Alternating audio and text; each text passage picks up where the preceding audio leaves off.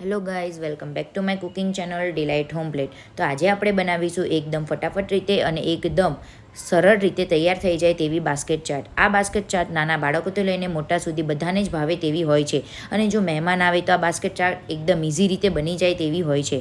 તો અહીં મેં સૌપ્રથમ બાસ્કેટની પૂરીને એક ડીશમાં લઈ લીધેલી છે. તમે તમારી મરજી પ્રમાણે વેજીસ પણ લઈ શકો છો. અહીં મેં સૌપ્રથમ બટાકાને બાફી દીધા હતા. ત્યારબાદ બધા જ બાસ્કેટ પૂરીમાં 1 બાય 1 કરીને મેં અહીં બટાકાને એડ કરી દીધા છે.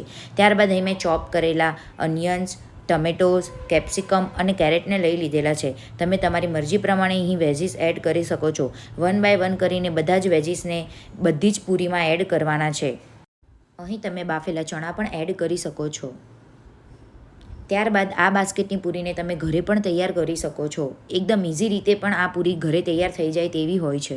ત્યારબાદ અહીં મેં તીખી ચટણીનો ઉપયોગ કર્યો છે. આ તીખી ચટણી મેં ફુદીના, કોથમીર, તીખા મરચાં અને લીંબુનો ઉપયોગ કરીને બનાવી છે. તેથી આપણે તેની ક્વોન્ટિટી એકદમ ઓછી માત્રામાં રાખવાની છે. ત્યારબાદ અહીં મેં દહીંનો ઉપયોગ કર્યો છે. અહીં મેં સ્વીટ દહીં લીધેલું છે. તમે તમારી મરજી પ્રમાણે સ્વીટ દહીંનો ઉપયોગ કરી શકો છો. જો તમને બજારમાં મળતું એવું પંજાબી દહીં ભાવતું હોય તો તમે અહીં પંજાબી દહીંને બરાબર રીતે ફેટી દેવાનું છે. ત્યારબાદ તેની કન્સિસ્ટન્સી એકદમ લિક્વિડી કરી દેવાની છે અને તમે આ ચાટ પૂરીમાં એડ કરી શકો છો. ત્યારબાદ અહીં મેં ખાટી અને મીઠી એવી ચટણીનો ઉપયોગ કર્યો છે.